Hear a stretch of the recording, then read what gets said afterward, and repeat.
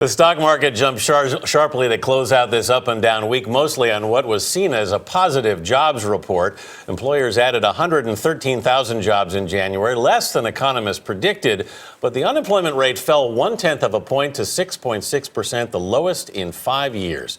Let's take a closer look with Michael Santoli, senior columnist for Yahoo Finance. Michael, good morning. Morning. If this was not as good as economists predicted in terms of the jobs creation number, 113,000, which is pretty weak, why did the market rally so strongly? Well, it was better than feared, I guess is the way to think about it. And also, we have to put it in context. The stock market was down 6% in 20 days on fears of emerging markets slowdowns and also slowdown in the U.S. So it was good enough. And also below the surface, there were some better numbers. The tone of the report was better than the headline was. Fewer people being forced to work part-time without wanting a full-time job. You mentioned the unemployment rate.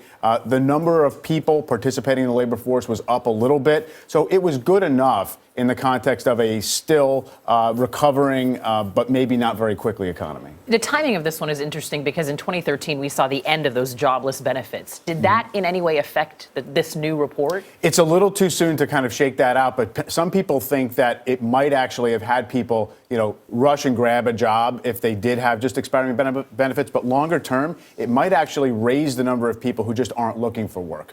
The idea being if you've really been out of work a couple of years, it's tougher to get back in. Some economists were also calling this jobs number kind of an outlier, that the other evidence about jobs is actually much better than this. It does seem like that. Well, for example, there's another survey where the unemployment rate comes from the household survey that showed more than 500,000 new jobs. And now those things over time, they kind of converge, but in a month-by-month basis, they're kind of, they can vary a lot. And also, it does seem as if hiring is the one thing in December and January that downshifted a little bit, but the rest of the economy seems, generally okay. We've had this before in the last 3 or so years. While job growth has been, with us, it's kind of gone at different speeds. It always seems like analysts say where jobs were added are indicative of overall strength. So where were jobs added in this report? In this particular month, construction and manufacturing were two of the bright spots. Actually, retail was weak. We kind of know January retail was weak, but it's even weaker than generally understood. And also, some of the stalwart areas like healthcare had a small decline. So really,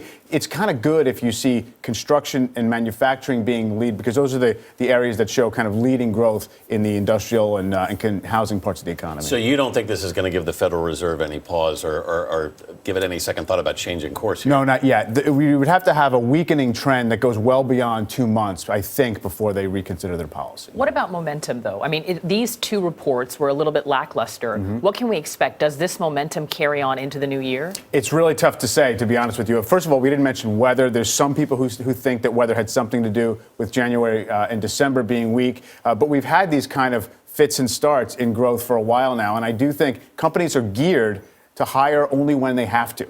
So I don't really know if we can extrapolate very much about the underlying tone of the economy from that. In this coming week, we're going to hear Janet Yellen testify before Congress for the first time. Any change in course, do you think, likely with this new Fed chief? No change in course. In fact, they kind of set the path before she officially took over, I think, because they want to kind of convey this continuity.